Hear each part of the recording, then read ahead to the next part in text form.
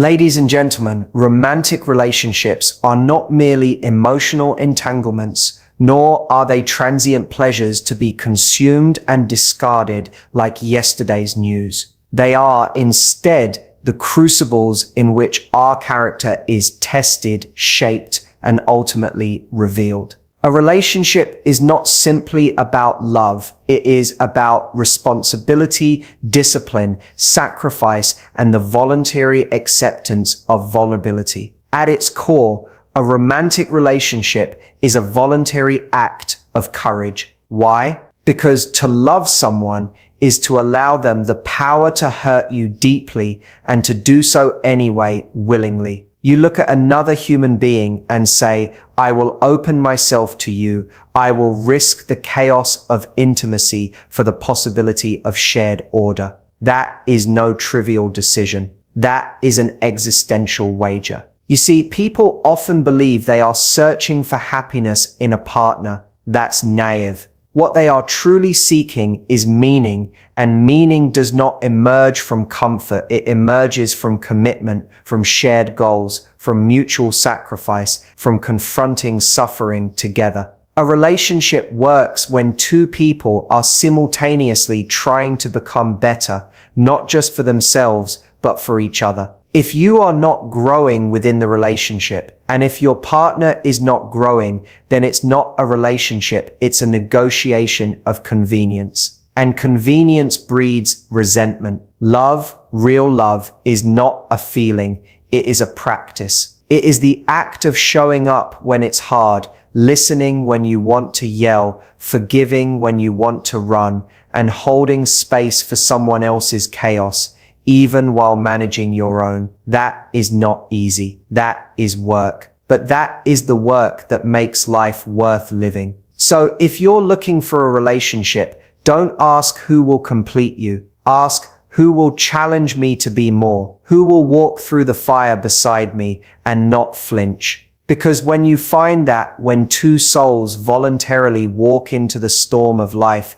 hand in hand, you don't just find love, you find transcendence. Romantic relationships are acts of courage. Not the kind of courage that shouts from rooftops or parades itself through grand gestures, but the quiet daily bravery of choosing another person in spite of your own flaws, wounds, fears, and the chaos of life. It's easy to be alone. It's easy to protect yourself. It's easy to avoid confrontation, intimacy, and responsibility. But to open yourself up to another person, truly open yourself, is to stand exposed, unguarded, and vulnerable in front of someone who now has the power to hurt you, betray you, or walk away. And yet you still choose to risk it. That is courage. To love someone is to willingly enter the unknown. You are not dealing with an object. You are dealing with a dynamic, ever-changing individual with their own history, beliefs, wounds, and desires. They are not predictable. They are not fully understandable, and neither are you. When two people come together, they are not just sharing affection, they are colliding worlds. Every relationship is the intersection of two chaotic systems trying to find harmony without sacrificing identity. That is not simple. That is not safe. The courage required in a romantic relationship shows itself in the smallest, often invisible ways. It takes courage to speak honestly when you fear conflict. It takes courage to admit when you're wrong, when your pride screams for silence. It takes courage to stay when leaving would be easier, to forgive when the wound is still fresh, to trust again after you've been hurt. Courage is not always dramatic. Sometimes it's just sitting at the table and saying, let's talk, when everything in you wants to shut down. It's choosing empathy over judgment, connection over distance, and effort over avoidance. So many people treat relationships like transactions. What can I get? What do I deserve? What are my needs? And while those questions aren't wrong, they are incomplete. A relationship is not a contract, it's a covenant. Not just a list of rights and entitlements, but a promise to face life together, especially when it's hard. and life will be hard. It is filled with suffering, uncertainty, and stress. The real test of a romantic relationship is not how it thrives during pleasure, but how it endures in pain. Real love is revealed, not in the glow of infatuation, but in the trenches of routine. Can you love someone when they're anxious, irritable, distracted, or depressed? Can you show up for them even when you don't feel like it? Can you remain kind when you're angry, present when you're exhausted, and patient when you don't understand them? These are not glamorous questions, but they are the foundation of enduring relationships. And every one of them demands courage, emotional, psychological, and spiritual courage. You see, fear is natural in intimacy. The closer someone gets to the truth of who you are, the more exposed you feel. They see your scars, your contradictions, your weaknesses. There's a part of you that wants to hide,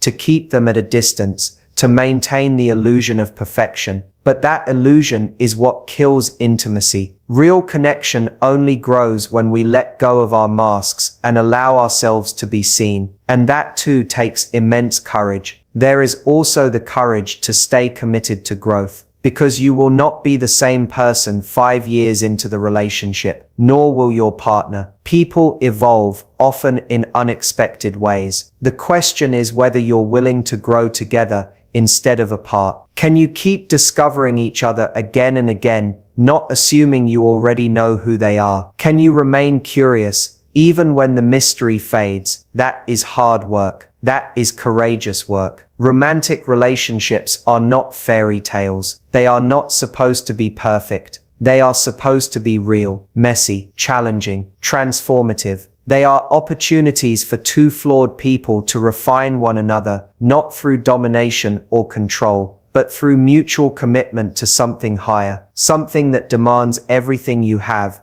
and then asks for more. Not everyone is ready for that. Not everyone wants that. But for those who do, those willing to face themselves and another person with open eyes and an open heart, the relationship becomes not just a source of comfort, but a furnace that forges depth, character, and strength. The goal is not happiness, but meaning. This distinction matters more than most people realize. Happiness is fleeting. It comes and goes like the weather, dependent on circumstances, your mood, your finances, your energy, your environment. It's what you feel when things go your way. But meaning is different. Meaning is what sustains you when everything falls apart. It's what you cling to when you're exhausted, misunderstood, or grieving. It doesn't disappear when the feelings fade. It grounds you. It guides you. It gives purpose to your suffering and structure to your chaos. In romantic relationships, this difference is everything. People often enter relationships expecting to be made happy, as if the other person's job is to fulfill them, complete them,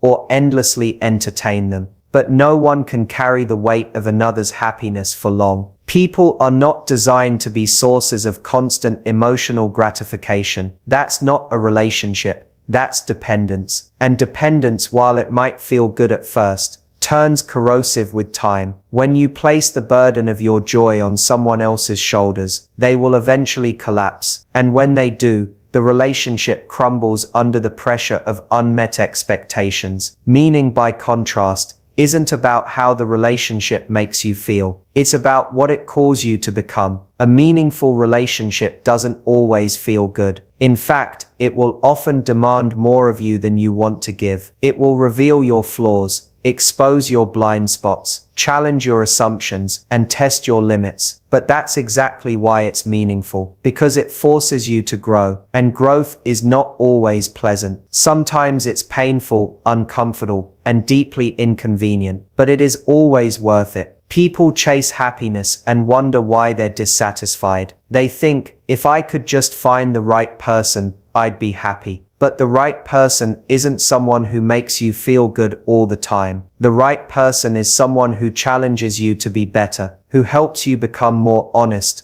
more disciplined, more loving, more real. That isn't always fun, but it is meaningful. It matters. It lasts. In a meaningful relationship, the question is not, how do I feel right now? But what are we building together? Are you building trust, or are you eroding it with selfishness and avoidance? Are you moving toward a shared future, or are you clinging to comfort at the expense of truth? Are you willing to suffer for one another, or are you only in it for the easy parts? Happiness says, I'm here as long as it feels good. Meaning says, I'm here because this matters, even when it's hard. To pursue meaning over happiness is to accept that life is not designed to be easy. It is designed to be purposeful, and a relationship that aims for meaning takes seriously the reality of suffering. It doesn't pretend things are fine when they're not. It doesn't collapse when the storm comes. It recognizes that love is not a refuge from difficulty, but a reason to endure it. It's the shared commitment to something bigger than either person alone. And what is that bigger thing? It's the idea that two people, flawed and finite, can walk side by side through life's pain and still choose each other. Not because it's always rewarding in the moment, but because it leads somewhere worthwhile. Meaning is found in commitment, in showing up when you don't feel like it, in choosing to see your partner not as an object of pleasure, but as a soul worth sacrificing for, in telling the truth when it costs you, in apologizing when you've failed, in forgiving even when it's hard. The culture tells us to follow our feelings, to leave when we're unhappy, to prioritize self-fulfillment above all else. But meaning does not come from indulging yourself. It comes from transcending yourself, from laying down your ego for the sake of something sacred. And when two people do that, when they both decide to carry the weight of the relationship rather than place it on the other, it creates something unbreakable, not perfect, not painless, but powerful, enduring, meaningful. In the end, you don't remember the fleeting moments of pleasure nearly as much as the trials you overcame together. You remember the nights you didn't give up, the arguments you worked through, the moments of raw honesty that brought you closer, even if they hurt at first. That is meaning. And that is worth infinitely more than a temporary feeling of happiness. A successful relationship requires both individuals to grow. That's not optional. That's the foundation. Because a relationship is not a stagnant agreement. It's a living, evolving dynamic between two people who are constantly changing. If one person grows and the other stays the same, imbalance arises, resentment follows, and over time, the connection that once felt alive begins to wither. Love cannot remain healthy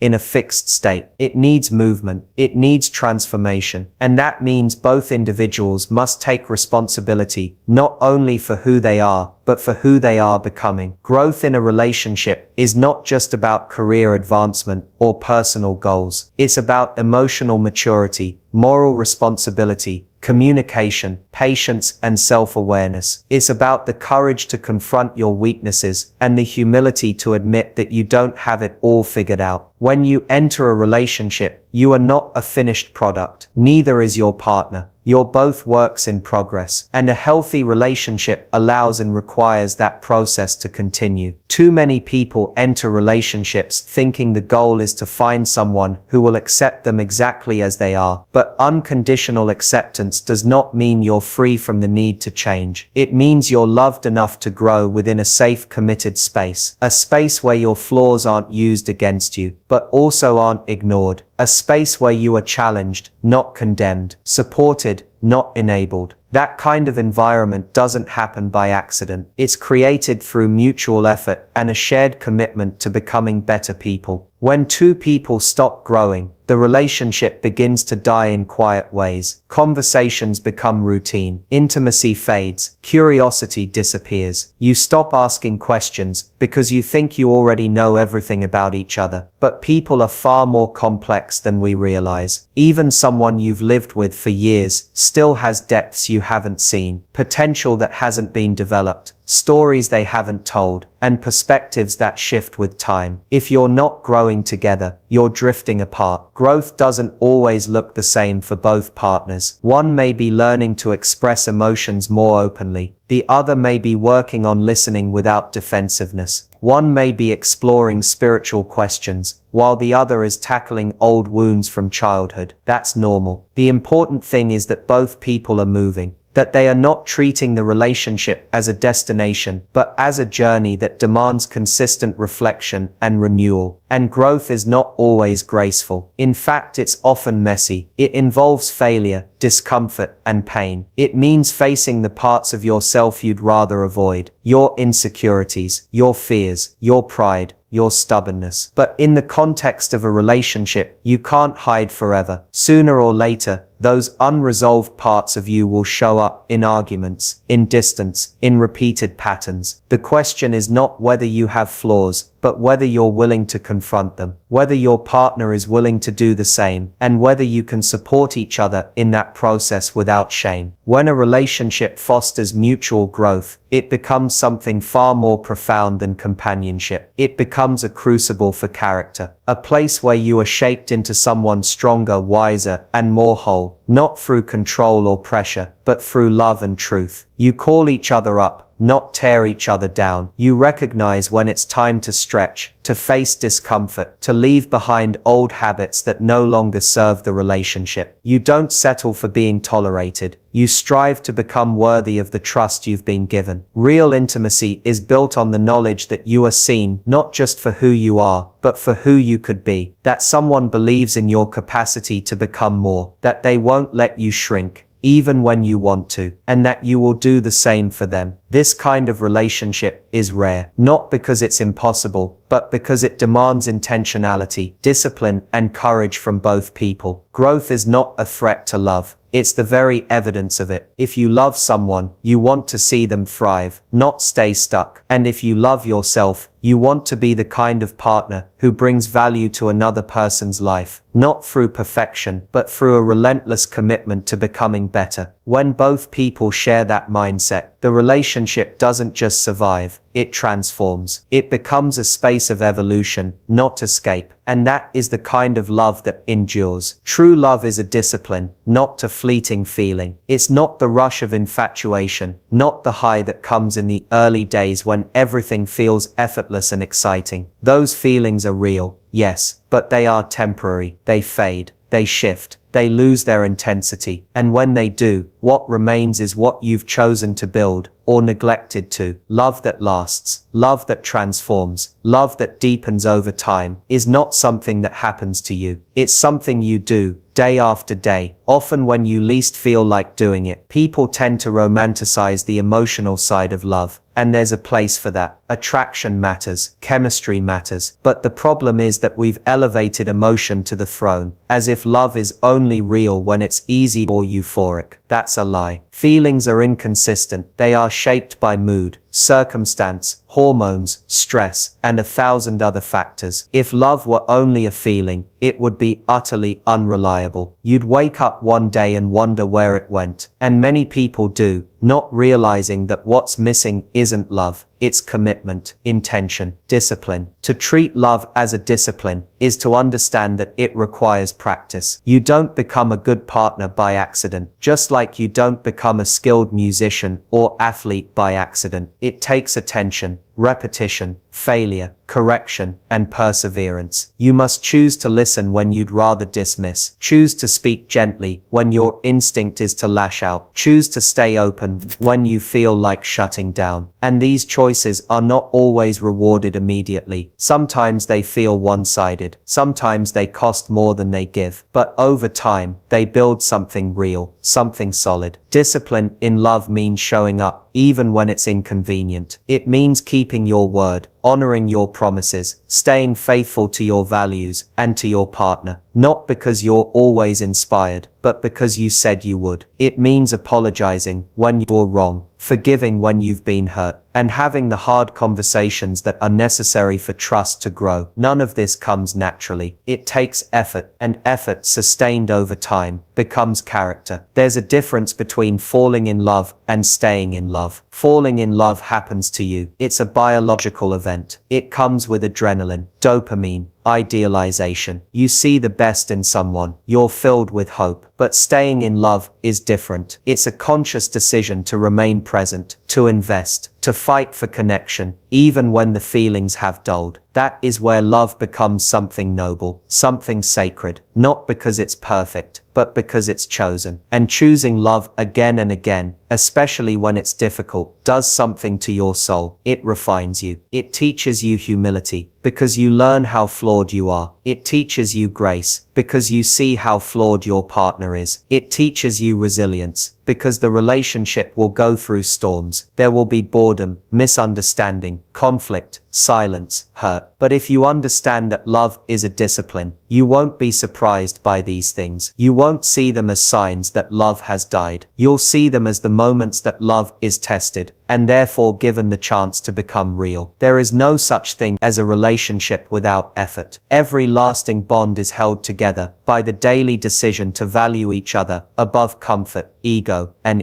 This kind of love is quiet. It doesn't always look romantic. It looks like cleaning the kitchen when your partner is overwhelmed, like listening to the same frustration again and again until the wound heals, like keeping your temper when you're exhausted, like staying when it would be simpler to leave. These moments aren't flashy, but they are love. When love is a discipline, it creates security. Your partner doesn't have to guess whether you'll be there tomorrow. They don't have to earn your affection every day, or fear that one bad moment will undo everything. They can rest in the knowledge that your love is not based on how they make you feel, but on who you've decided to be. And that kind of love creates a space where both people can grow, stumble, and rise again together. So no, true love isn't just a feeling. It's the result of 1,000 decisions to act in love, even when the feeling is gone. And over time, as you practice that discipline, the feelings return, but deeper, steadier, and more grounded in something real. Convenience erodes intimacy. It's an uncomfortable truth. In a world that worships ease, efficiency, and instant gratification, relationships that once thrived on deep connection, presence, and effort can slowly wither in the shadow of convenience. We begin to take each other for granted. We substitute meaningful conversation with brief messages, face-to-face presence with screens, and real conflict resolution with avoidance. All of it feels easier in the moment. But over time, the intimacy suffers, because intimacy isn't born from ease. It's born from effort, from struggle, from showing up when it's hard and inconvenient. We live in a culture where almost everything is one tap away. Food, entertainment, attention. It's all available on demand. But love isn't. Connection isn't. You can't automate vulnerability. You can't rush understanding. And you certainly can't microwave trust. Intimacy requires time. It requires discomfort. It requires the willingness to be present, even when you're tired, or distracted, or emotionally stretched. And the more we prioritize what's easy over what's meaningful, the more we lose our capacity to be close to one another. Convenience tells you to speak only when it's comfortable. Intimacy asks you to speak even when it's vulnerable. Convenience says just scroll, just nod, just keep it light. Intimacy demands that you lean in, ask deeper questions, listen with your full attention. And that kind of presence is inconvenient. It pulls you out of your mental autopilot. It forces you to engage, not just react. But it's in those inconvenient moments, when you put down your phone, when you say what you're really feeling, when you make time to listen fully, that true connection is born. When convenience dominates the relationship, routine replaces curiosity. You stop exploring each other. You stop asking what the other person is carrying emotionally. You assume you know. But people change, often in subtle ways. They carry silent burdens. They shift inside without always saying so. If you're not paying attention, you miss it. And over time, two people can drift apart, not because something dramatic happened, but because no one noticed the small shifts, the unspoken needs, the lonely silences. Intimacy is built through the inconvenience of staying present when it would be easier to check out, through the hard work of repair after conflict, through taking time to understand your partner's perspective, even when you don't agree. It grows in the conversations you didn't want to have, but had anyway. In the sacrifices you made for the sake of the relationship. In the moments you chose depth over comfort, truth over convenience. There is a cost to always choosing what's it. You lose the fire, the depth, the aliveness that makes love feel real. Relationships become functional rather than intimate. You do what you need to do, manage schedules, share responsibility, keep the peace, but you stop really seeing. You become efficient roommates rather than lovers. And eventually that lack of intimacy turns into frustration, confusion, or apathy. You wonder why things feel dull, why the closeness is gone. But often it's because you stopped doing the inconvenient things that intimacy requires. The paradox is that what is inconvenient in the short term often creates the deepest rewards in the long term. Waking up early to talk before the day starts. Staying up late to resolve a disagreement instead of going to bed angry. Choosing to listen when you're irritated. Saying, "I love you," not just out of habit, but because you paused and felt it. These small acts feel like sacrifices in the moment, but they build a bond that can withstand the storms of life. Convenience also affects the way we resolve conflict. Instead of addressing issues directly, we suppress, deflect, or avoid. We don't want to deal with discomfort, so we leave problems unresolved. But unresolved problems don't go away. They fester. They create emotional distance. And over time, this distance becomes a wall. True intimacy requires the courage to step into conflict, to speak honestly, and to work through the hard stuff. Not because it's easy, but because it matters. If love is to survive, let alone thrive, we must reclaim the value in convenience. We must remember that relationships are not maintained by accident. They are nurtured by conscious, repeated choices. Choices that often require us to go against what feels easiest, to pause, to notice, to engage, to invest. Because intimacy is not the result of convenience. It is the reward for those willing to do the inconvenient things that real love demands. Transcendent partnerships arise when both individuals walk together into life's challenges. Not when things are perfect. Not when things are perfect. Not when everything aligns effortlessly. But when life gets hard, really hard, and both people choose to stand side by side instead of retreating. These kinds of relationships are not forged in. They are not born from shared hobby or physical attraction alone. They are built through shared struggle, mutual sacrifice, and the unwavering decision to face pain, confusion, and uncertainty together. It's in these moments that something profound is born. Not just companionship, but a bond that begins to transcend ordinary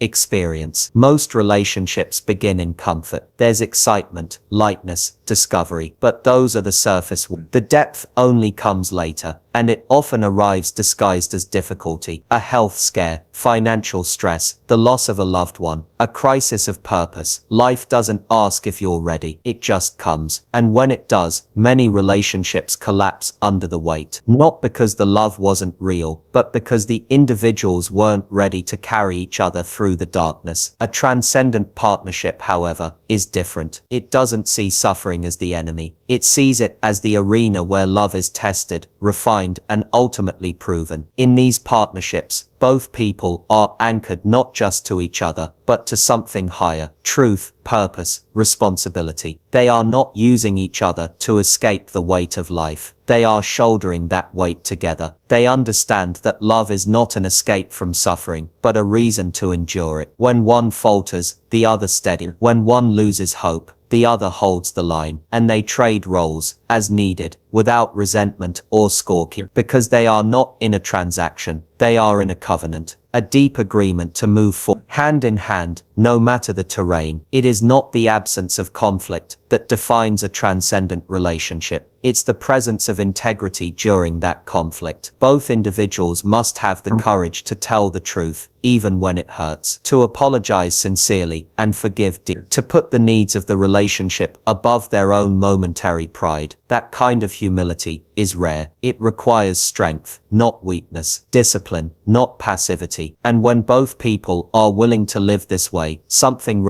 begins to form. A shared spirit, a joint resilience, a love that does not flee in the face of fire, but finds its meaning within it. Walking together into life's challenges also means walking toward your own brokenness and letting the other person see. It means being vulnerable enough to say, "I'm scared," or "I don't know what to do," or I feel like I'm failing. And it means creating a space where those admissions are met with understanding, not judgment. That kind of emotional safety isn't built in a day. It's built slowly, through consistent acts of care, honesty, and loyalty. But once it's established, it becomes a sanctuary, a place where both people can be fully human, fully seen, and still fully chosen. A transcendent partnership doesn't depend on everything going right. It depends on both people being willing to do what's right, even when it's hard. They know that life will ask things of them that they didn't expect. It will challenge their beliefs, interrupt their plans, test their faith.